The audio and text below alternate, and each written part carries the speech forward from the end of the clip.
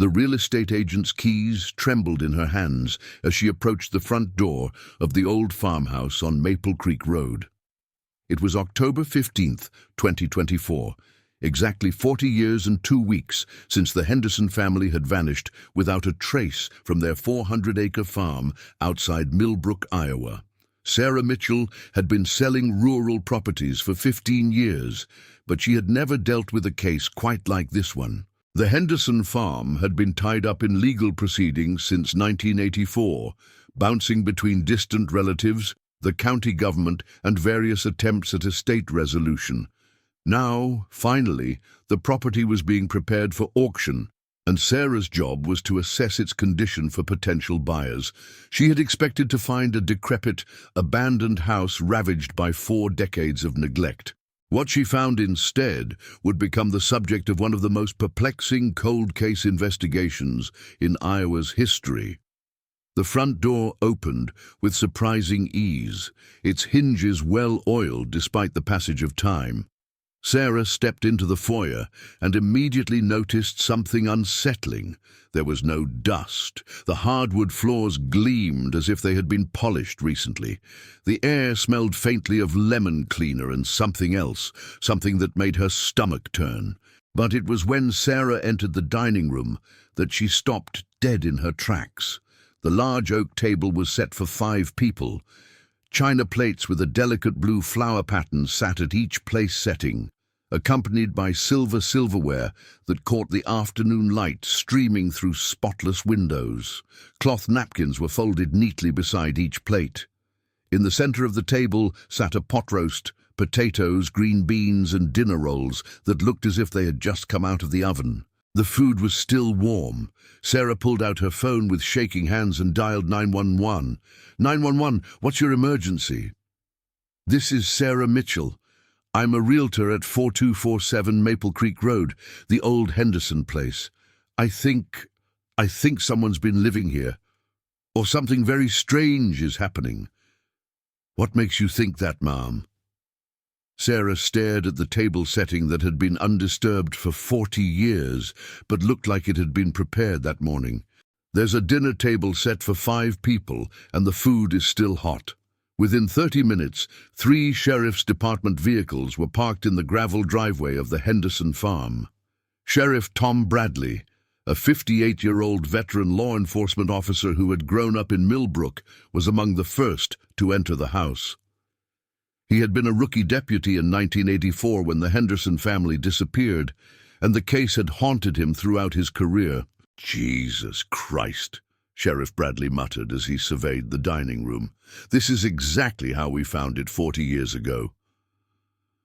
Deputy Lisa Chen, the department's lead investigator for cold cases, began documenting the scene with photographs.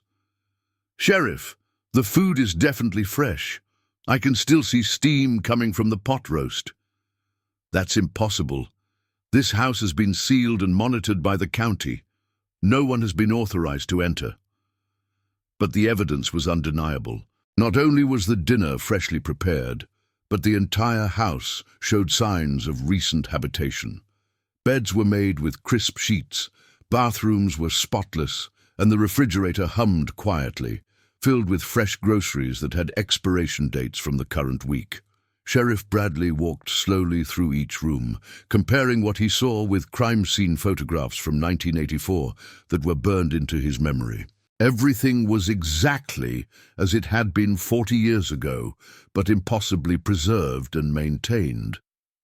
The Henderson family had consisted of Robert Henderson, 44, a successful farmer who had inherited the land from his father. His wife, Margaret, 41, had been a former schoolteacher who helped manage the farm's books and raise their 3 children. The eldest was Jennifer, 18, who had been planning to attend Iowa State University in the fall of 1984. The middle child, Michael, 15, had been the high school quarterback and helped his father with the heavy farm work. The youngest, Susan, 12, had been an honor student who loved horses and wanted to be a veterinarian. On October 3, 1984, the family had simply vanished. A neighbor doing his evening chores had noticed that the Hendersons' livestock hadn't been fed and went to check on them. He found the front door unlocked, dinner on the table getting cold, but no sign of the family. All 5 of their vehicles were still parked in their usual spots. No luggage was missing, no money had been taken from the house. The investigation in 1984 had been exhaustive. The FBI had been called in within 48 hours. Search teams with dogs had scoured every acre of the 400-acre property and the surrounding countryside. Dive teams had searched the farm's pond. The family's financial records had been examined for any sign of trouble. There was none. Robert Henderson was successful, well-liked, and had no known enemies.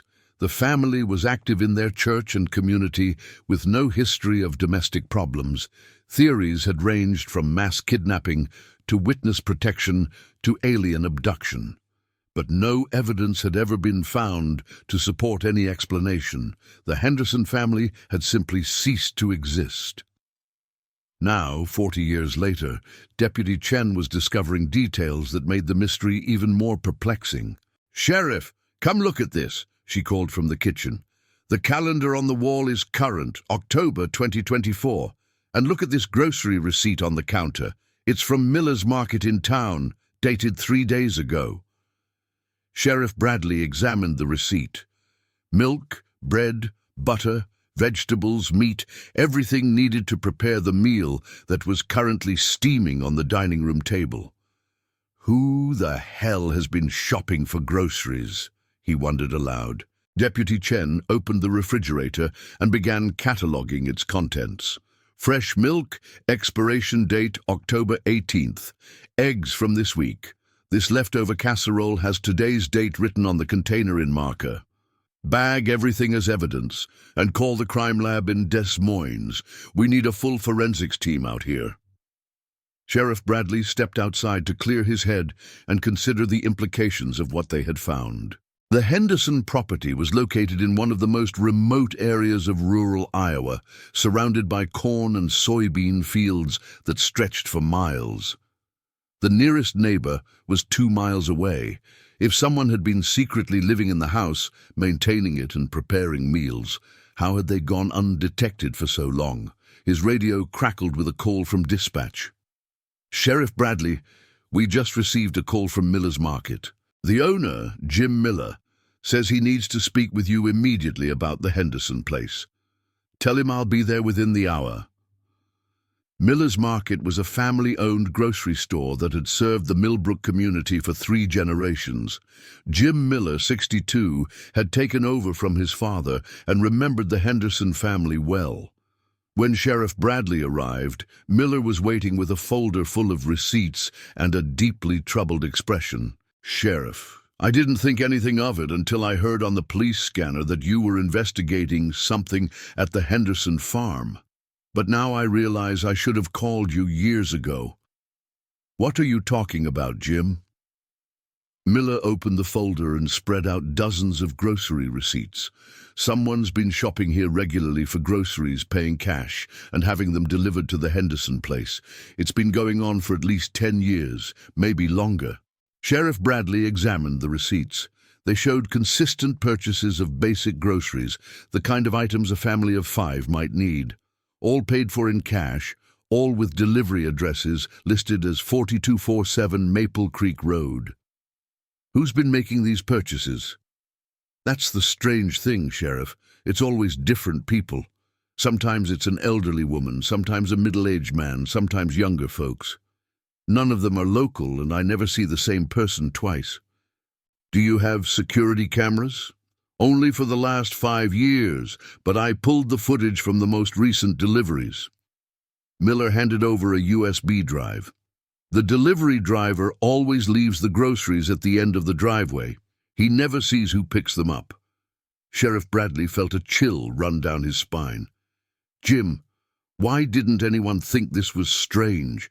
The Henderson place has been abandoned for 40 years. "That's what I thought too.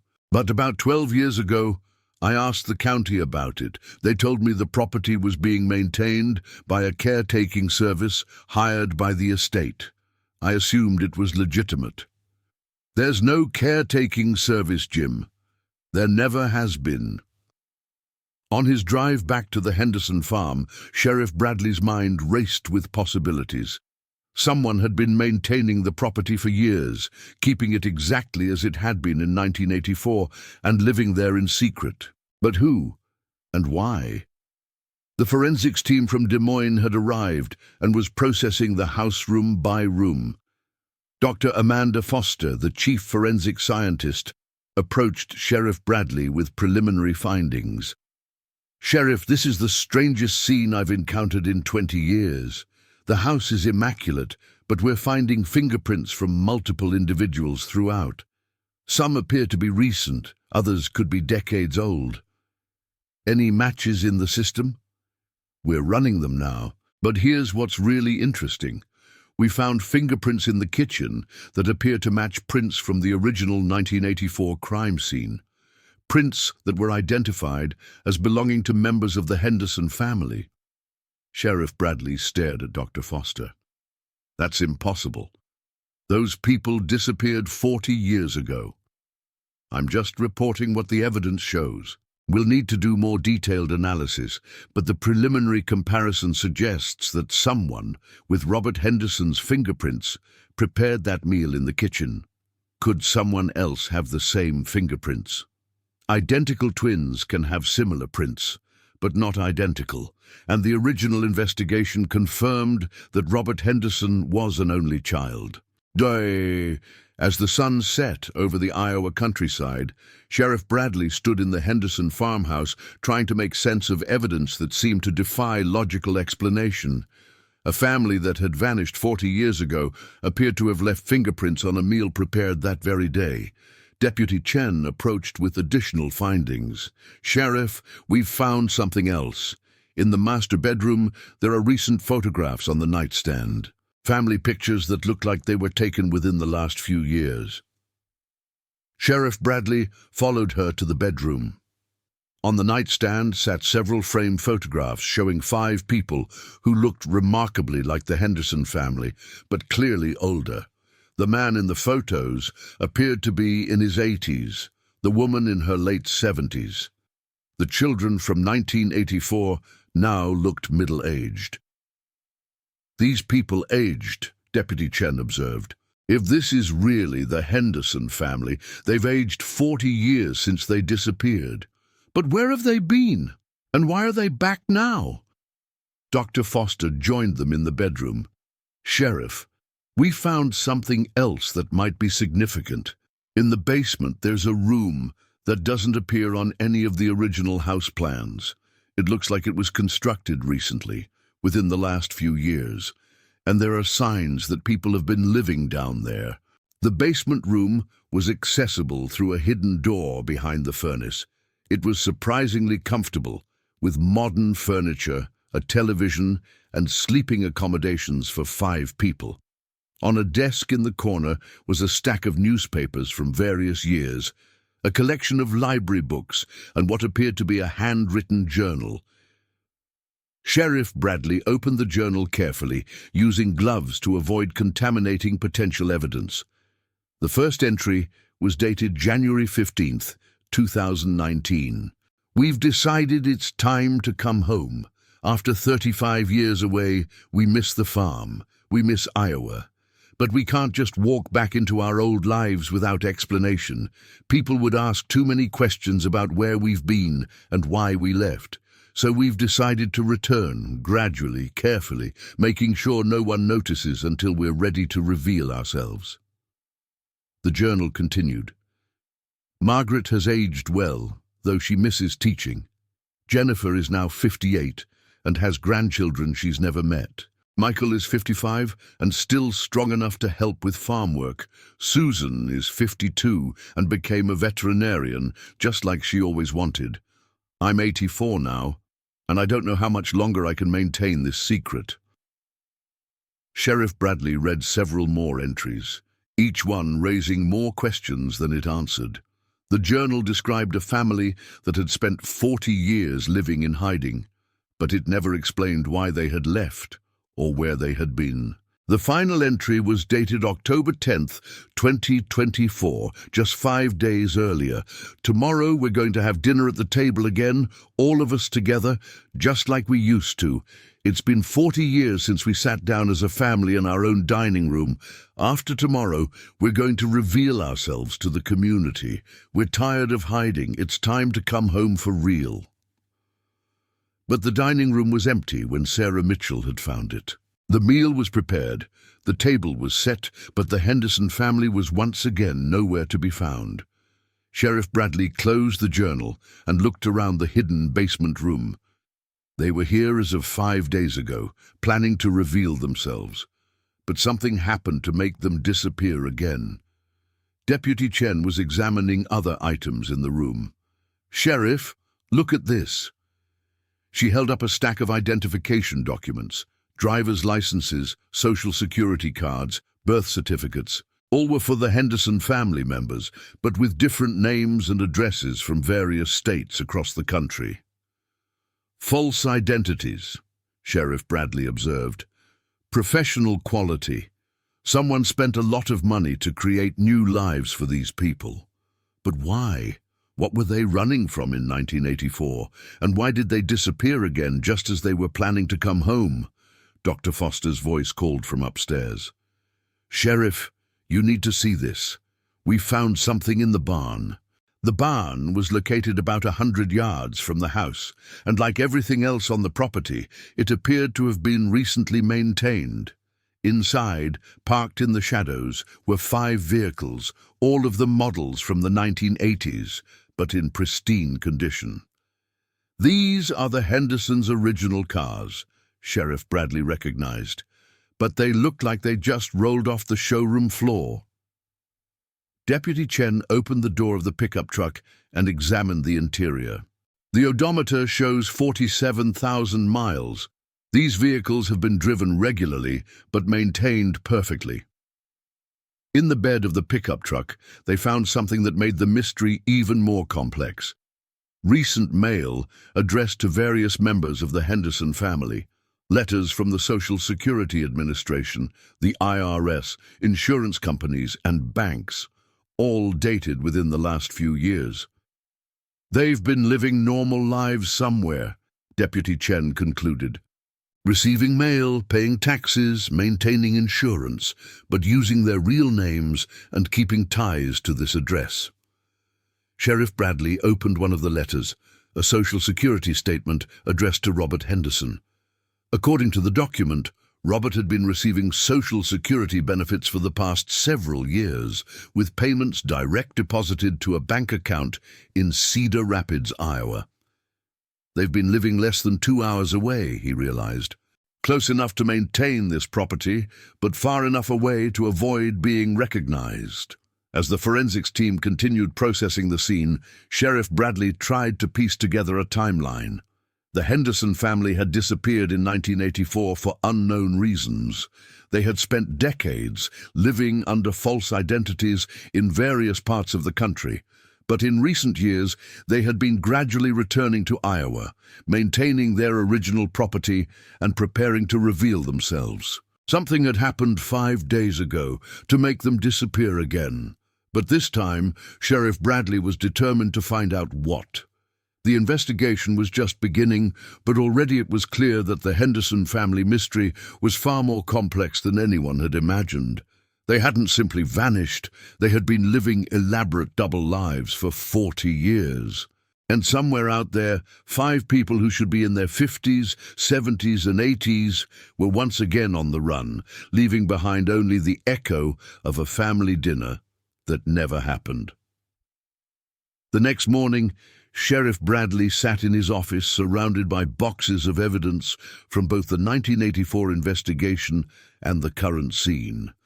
40 years of accumulated files, photographs, and witness statements covered every available surface. His first task was to follow up on the bank account information they had discovered in Robert Henderson's Social Security statement. The First National Bank of Cedar Rapids confirmed that Robert Henderson had maintained an account there since 2018. The bank manager, Patricia Wong, agreed to meet with Sheriff Bradley to discuss the account details. Mr. Henderson was a quiet customer, Patricia explained, as she reviewed the account records. He came in person to open the account, provided all the proper identification, and set up direct deposit for his Social Security benefits. But what was unusual was that he always conducted his business in cash. How much money are we talking about? The account has had regular deposits totaling about $2,500 per month, but it's withdrawn in cash almost immediately, sometimes the same day, sometimes within a week. Someone has been consistently emptying this account for 6 years. Sheriff Bradley studied the withdrawal records. Was it always Robert Henderson who made the withdrawals? That's another unusual thing. The withdrawals were made by different people, but all had proper identification and authorization. Sometimes it was Robert, sometimes a woman who said she was his wife, sometimes younger people who claimed to be his children. Did you have security footage of these transactions? Patricia nodded and pulled out a tablet. I pulled some recent footage after you called. Here's a withdrawal from last month. The security video showed a woman in her 50s approaching the teller window. Despite the passage of 40 years, Sheriff Bradley recognized her immediately from the missing person photographs. That's Jennifer Henderson, he said with certainty. She'd be 58 now, and this woman looks exactly like what I'd expect her to look like.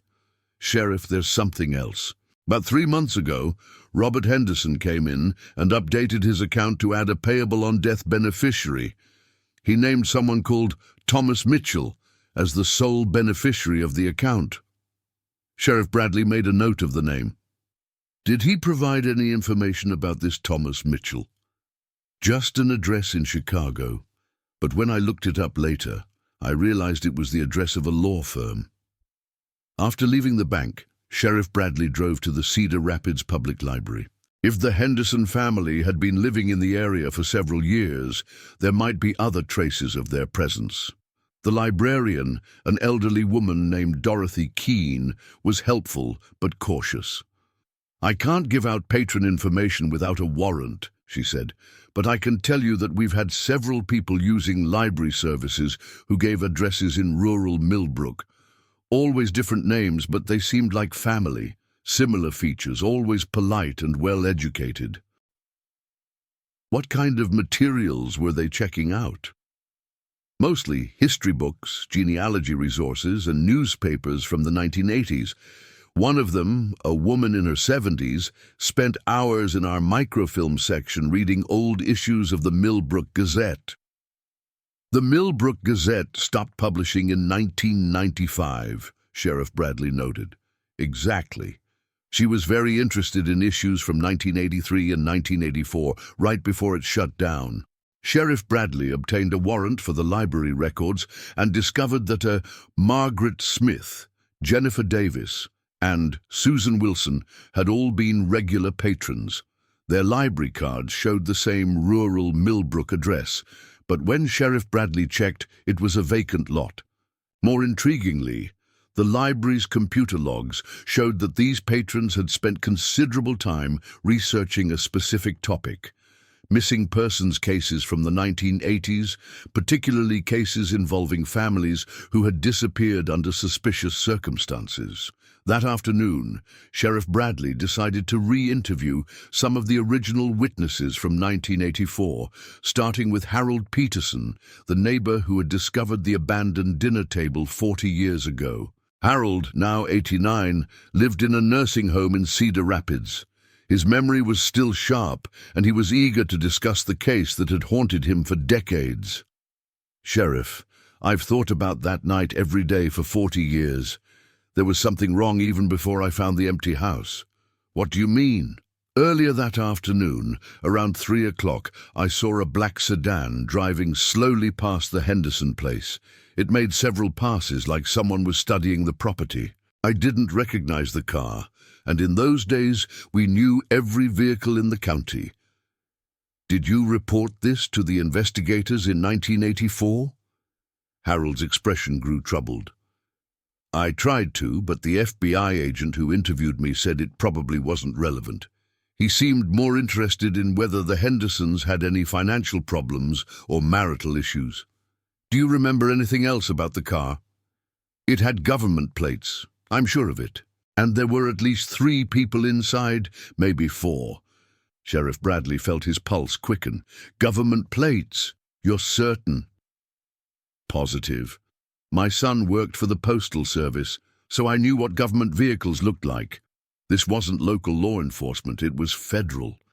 This was information that Sheriff Bradley had never seen in any of the 1984 files. He made a mental note to thoroughly review the FBI's original investigation reports. His next stop was the Millbrook Cemetery, where he hoped to find Clara Henderson, Robert's mother, who had died in 1987. Her grave marker included a brief inscription, "Devoted mother who never stopped searching for her missing family." At the cemetery office, Sheriff Bradley learned something interesting. Clara Henderson's burial expenses had been paid in cash by an anonymous donor in 1987. The cemetery director had kept a record because cash payments were unusual for funeral expenses. Do you have any information about who made the payment? Just that it was a middle-aged woman who said she was a family friend. She didn't give her name, but she seemed very emotional about Mrs. Henderson's death. Sheriff Bradley had a strong suspicion that the anonymous donor had been Margaret Henderson, paying respects to her mother-in-law while maintaining her family's secret disappearance. That evening, Sheriff Bradley met with FBI Special Agent Rachel Torres, who had driven from Des Moines to review the case. Agent Torres specialized in cold cases and had access to federal databases that might shed light on the Henderson mystery. Sheriff Bradley, I've been reviewing the 1984 FBI files, and there are some interesting gaps in the investigation. What kind of gaps? The investigation was led by Special Agent Daniel Morrison, who's now deceased. But according to his notes, he believed the Henderson disappearance was connected to a federal investigation that was classified at the time. What kind of federal investigation? Agent Torres opened a thick file folder. In the early 1980s, there was a major investigation into organized crime activities in the Midwest, specifically money laundering operations that used rural properties and farm businesses as fronts. Are you suggesting the Hendersons were involved in organized crime? Not necessarily involved, but they might have witnessed something. According to Morrison's notes, there had been unusual activity at several farms in the area. Large cash transactions, frequent visits by out-of-state vehicles, and reports of nighttime meetings. Sheriff Bradley thought about the black sedan with government plates that Harold Peterson had seen. What happened to this investigation? It was shut down abruptly in late 1984, around the same time the Henderson family disappeared. Several key witnesses died under suspicious circumstances, and the case was classified. And you think the Hendersons were supposed to be witnesses? It's possible they saw something they weren't supposed to see, or they were approached to participate in the money laundering and refused. Agent Torres showed Sheriff Bradley several documents that had recently been declassified. They revealed that federal agents had been conducting surveillance of rural Iowa properties throughout 1984, looking for signs of organized crime activity. Sheriff, there's something else. We found evidence that the Witness Protection Program was used to relocate several families during this investigation, but there's no official record of the Hendersons being in the program. Could they have been relocated unofficially? It's possible. If they witnessed something significant, and if there were threats against their lives, federal agents might have helped them disappear without going through official channels. This theory began to make sense of many puzzling aspects of the case. It would explain how the Henderson family had obtained professional quality false identities, how they had maintained financial support for 40 years, and why they had only recently felt safe enough to return to Iowa. The next morning, Sheriff Bradley received a call that changed everything. Dr. Foster from the State Crime Lab had finished analyzing the fingerprints found in the Henderson house. "Sheriff, we have confirmed matches for all 5 members of the Henderson family, but we also found fingerprints from 3 other individuals who appear to have been in the house recently." "Any matches in the criminal database?" "2 of them. Both have connections to organized crime in Chicago. Vincent Carlucci and Anthony Romano. Both have extensive criminal records, including charges related to intimidation and witness tampering." Sheriff Bradley felt a chill. If organized crime figures had been at the Henderson house recently, it might explain why the family had disappeared again, just as they were planning to come home. "Dr. Foster, when were these prints left in the house?" "Based on the analysis within the last week, possibly as recently as 5 days ago, the same time frame as the Henderson family's final journal entry." Sheriff Bradley immediately contacted Agent Torres with this information. Her response was grave. "Sheriff, Vincent Carlucci and Anthony Romano work for the Torino crime family out of Chicago. If they were at the Henderson house, it means someone very powerful wants this family found. But why now, after 40 years? That's what we need to find out. I'm driving back to Millbrook tonight. We need to treat this as an active kidnapping case." No, while waiting for Agent Torres to arrive, Sheriff Bradley decided to investigate the law firm in Chicago that had been listed as the beneficiary of Robert Henderson's bank account. The firm was called Mitchell, Barnes and Associates, and they specialized in estate planning and family law.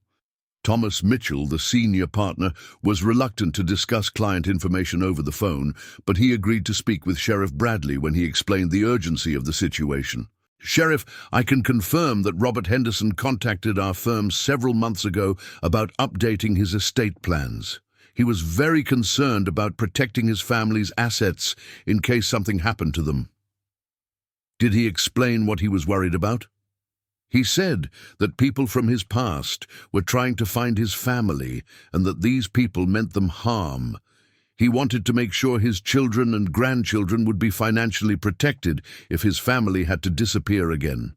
"Grandchildren?" "Yes, apparently his daughters have children. Robert was very proud of them, even though he couldn't see them as often as he'd like." This was the first confirmation that the Henderson family had expanded beyond the original 5 members. Jennifer and Susan had families of their own, which meant there were potentially more people at risk. "Mr. Mitchell, did Robert give you any specifics about who was threatening his family?" "He mentioned that it was related to something that happened in Iowa in the 1980s, something about money and people who never forgot and never forgave." That evening, Agent Torres arrived in Millbrook with a team of federal agents and mobile command equipment. The Henderson farm was now the center of a major federal investigation. "Sheriff, we've been monitoring communications related to the Torino family, and we intercepted some concerning intelligence. There's been chatter about collecting an old debt and finding the Iowa witnesses." "So the Hendersons were witnesses to organized crime activity." "More than that. Based on our analysis of the declassified files, we believe Robert Henderson might have been keeping evidence of the money laundering operation, evidence that could still be used to prosecute people who are now in positions of power." Agent Torres spread out surveillance photographs on the command table. These photos were taken at various locations around Iowa over the past month. They show known associates of the Torino family conducting what appears to be a systematic search. Sheriff Bradley examined the photographs. They showed men in expensive suits visiting farms, talking to elderly residents, and taking pictures of rural properties. "They've been looking for the Hendersons for weeks," he realized. "And based on the timeline, they found them 5 days ago." Deputy Chen, who had been monitoring radio traffic, approached with urgent news. "Sheriff, we just received a report of a black SUV with Illinois plates seen near the old quarry on Highway 34. That's only 10 miles from here. The quarry had been abandoned for decades and was known locally as a dumping ground for old farm equipment. But it was also isolated and rarely visited, exactly the kind of place someone might take hostages.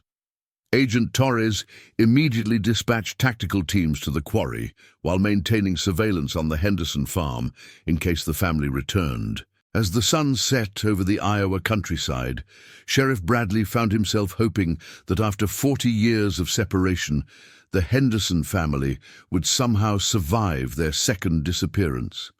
But he also knew that this time, powerful people with long memories were involved, people who had spent 4 decades waiting for their chance at revenge. The dinner table at the Henderson farm remained set for 5, the food now cold and congealed. But somewhere in the darkness of rural Iowa, 5 people who had already sacrificed 40 years of their lives were facing the consequences of secrets they had tried to bury decades ago. The investigation was no longer just about solving a 40-year-old mystery. It was now a race against time to save a family that had been running from the past their entire adult lives. The tactical team's approach to the abandoned quarry was conducted under the cover of complete darkness. Sheriff Bradley, Agent Torres, and 6 federal agents moved silently through the tall grass that surrounded the deep excavation site. The black SUV with Illinois plates sat empty at the edge of the quarry, its doors open as if the occupants had left in a hurry. Thermal imaging shows 5 heat signatures in the old equipment shed at the bottom of the quarry, whispered Agent Martinez through his radio. 2 additional signatures that appear to be standing guard. Sheriff Bradley's heart pounded as he realized they had found the Henderson family. After disappearing twice in 40 years, they were now being held captive in one of the most isolated locations in rural Iowa. Agent Torres coordinated the tactical approach through hand signals.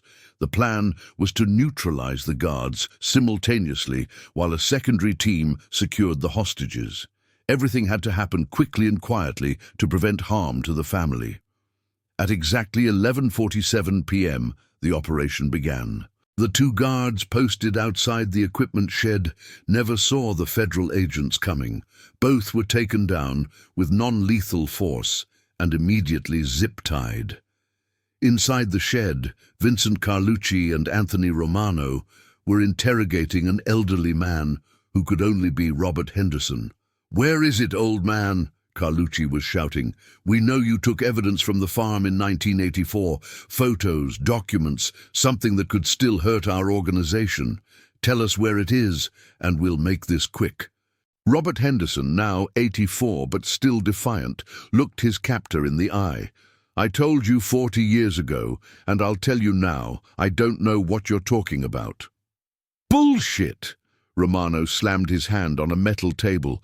"Our boss spent 30 years in federal prison because of what you witnessed. You think we're going to let that go?" In the shadows of the equipment shed, Sheriff Bradley could see the other 4 members of the Henderson family tied to chairs. Margaret, now 81, appeared to be injured. Jennifer, Michael, and Susan looked terrified but unharmed. Agent Torres gave the signal, and the tactical team burst through every entrance of the shed simultaneously. "FBI, drop your weapons! Get on the ground now!" The confrontation lasted only seconds. Carlucci and Romano, surprised and outnumbered, surrendered without firing a shot. Within minutes, the Henderson family was free and receiving medical attention from paramedics who had been standing by. As Robert Henderson was helped to his feet, he looked at Sheriff Bradley with recognition. "You're Tom Bradley. I remember you from 1984. You were just a young deputy then. Mr. Henderson, you and your family are safe now, but we need to understand what happened 40 years ago and why these men were holding you captive." Robert nodded weakly. "Sheriff, it's time to tell the whole truth. We've been running long enough." At the county hospital, while Margaret Henderson was being treated for a dislocated shoulder and the family was reunited, Robert began to tell the story that had been buried for 4 decades. In the summer of 1984, our farm was being used as a money laundering operation without our knowledge. A man named Salvatore Torino, who claimed to be a cattle buyer from Chicago, had been leasing our back pastures for what he said were temporary cattle operations. Sheriff Bradley took notes as Robert continued. We thought it was legitimate business. Torino paid well, always in cash, and he seemed professional, but Margaret started noticing things that didn't make sense. Margaret, her arm in a sling, joined the conversation. The cattle trucks that came at night never had any cattle in them, and the men who drove them looked more like city gangsters than ranch hands. What did you do when you realized something was wrong? Robert's expression grew grave. I started taking photographs. Pictures of license plates, faces of the men involved, times and dates of their activities. I thought if there was illegal activity on our property, we'd need evidence to protect ourselves. Dad, where did you hide the photographs? In a safety deposit box at the old Millbrook Savings and Loan. I never told anyone, not even Margaret, until years later. Jennifer Henderson, now 58, spoke for the first time. Dad didn't tell us kids anything about it until the night we had to leave. All we knew was that some bad men were coming to hurt our family. Michael Henderson, now 55, added his perspective. October 3rd, 1984, Dad got a phone call around dinner time.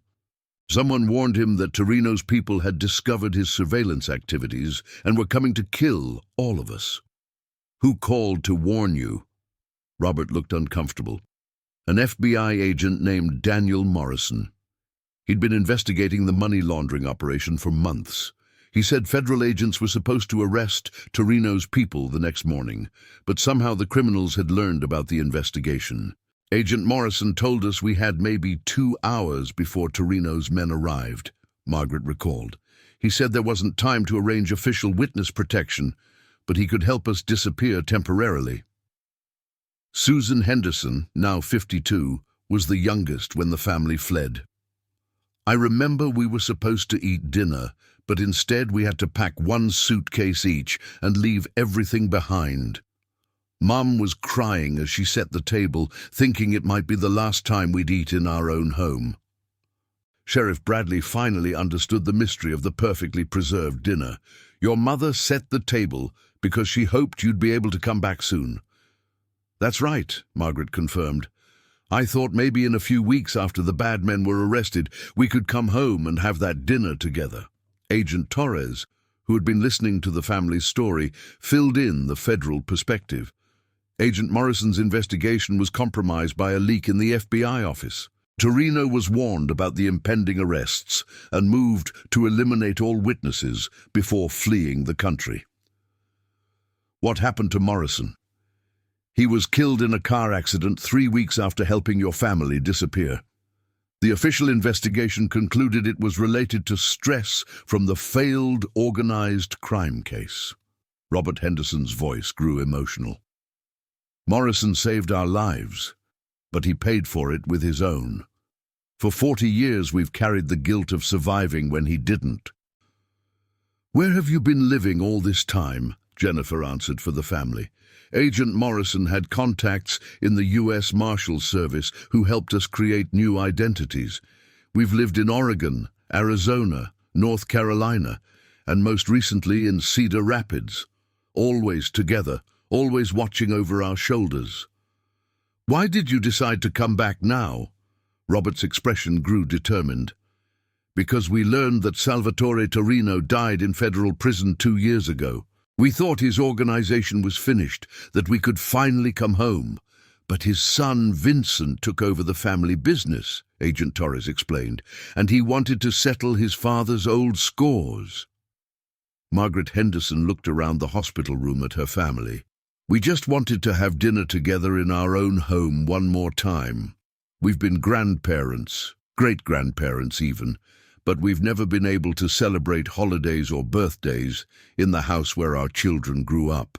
Sheriff Bradley was struck by the profound sadness of their situation. How many grandchildren do you have? 12 grandchildren and 4 great-grandchildren, Susan said proudly. They all live under different names in different states. They know about their Iowa heritage, but they've never seen the farm where their parents grew up. Michael Henderson stood up and walked to the hospital window, looking out at the Iowa landscape he'd been forced to leave as a teenager. "Sheriff, there's something else you need to know. The safety deposit box at the old Millbrook Savings and Loan still exists. The building is abandoned now, but the vault is intact." The next morning, Sheriff Bradley, Agent Torres, and Robert Henderson stood inside the abandoned bank building that had been closed since 1991. The safety deposit box vault had been sealed by federal authorities, but Agent Torres had obtained a court order to access box number 247. Inside the box were dozens of photographs, detailed notes about the money laundering operation, and photocopies of financial documents that Robert had discovered in 1984. The evidence was comprehensive enough to prosecute not just the Torino organization, but several other crime families that had been using Iowa farms for illegal activities. "Mr. Henderson, this evidence could have solved multiple federal cases 40 years ago," Agent Torres observed as she examined the documents. "I know, but keeping it secret was the price of keeping my family alive." Over the following weeks, the evidence from the safety deposit box led to arrests across 3 states. The Torino crime family was finally dismantled completely, and several cold cases from the 1980s were resolved. Vincent Carlucci and Anthony Romano were charged with kidnapping, conspiracy, and multiple federal crimes. During their interrogations, they revealed that the Torino organization had been searching for the Henderson family for decades, using private investigators and criminal contacts to track down any leads. They had a long memory and a lot of patience, Agent Torres explained to Sheriff Bradley. Every few years, they'd get a new lead and follow it. When they finally traced the family to Cedar Rapids, they waited for the right opportunity to grab all of them at once.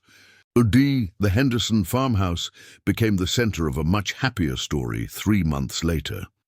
On January 15, 2025, 40 years and 4 months after they had fled, the Henderson family finally sat down together for dinner at their own table. The meal was prepared by Margaret Henderson with help from her daughters and daughters-in-law. The same china plates were used, the same silverware, the same table that had waited empty for 4 decades. But now the table had to be expanded. 12 grandchildren and 4 great-grandchildren joined the original 5 family members for a dinner that spanned 4 generations. Robert Henderson, now 85, said grace for the family gathering.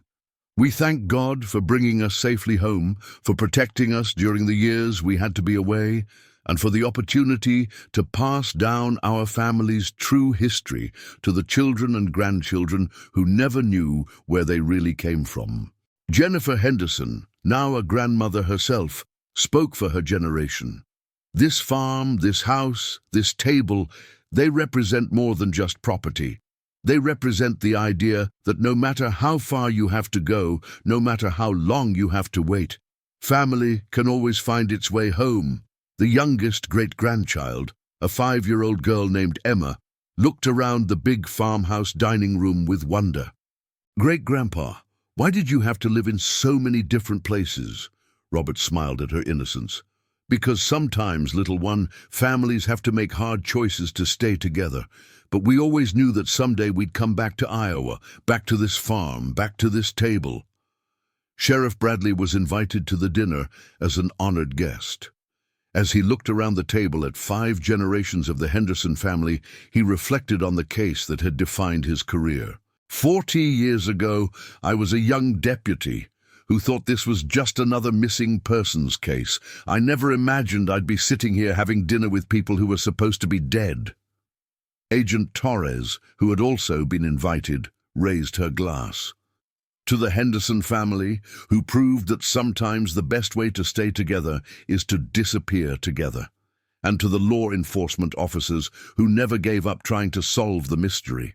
The dinner lasted 4 hours, with family members sharing stories from their years in hiding, showing photographs of milestone events that had been celebrated in secret, and making plans for a future where they no longer had to look over their shoulders.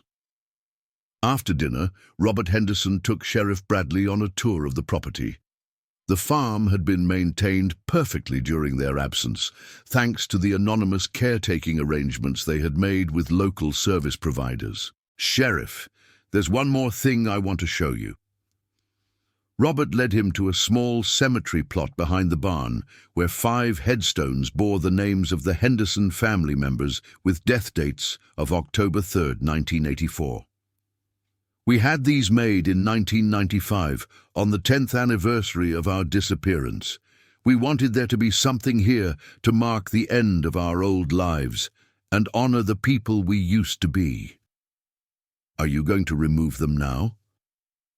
Robert considered the question. "No, I think we'll leave them. They represent an important part of our story. The people we were died that night in 1984. The people we became had to learn how to be a family under completely different circumstances." Sheriff Bradley looked at the headstones, then at the farmhouse where lights glowed warmly in every window. "And now? Now we get to discover who we are when we're not running anymore." The Henderson case was officially closed on February 1st, 2025, marking the end of one of the longest-running missing persons investigations in Iowa history. But for Sheriff Bradley, the real resolution came from seeing a family that had sacrificed 40 years of their lives to stay together, finally able to live openly in their ancestral home. The farmhouse on Maple Creek Road was no longer a mystery or a crime scene. It was once again what it had always been meant to be, a home where multiple generations of the same family could gather around the dinner table and share their lives with each other. And every evening, as Margaret Henderson set the table for dinner, she remembered the night 40 years ago when she had set it for a meal that was never eaten. Now, finally, her family could finish that dinner together. The table was no longer set for 5. It was set for 21, representing 4 generations of Hendersons who had found their way home to Iowa, to each other, and to the future they thought they had lost forever.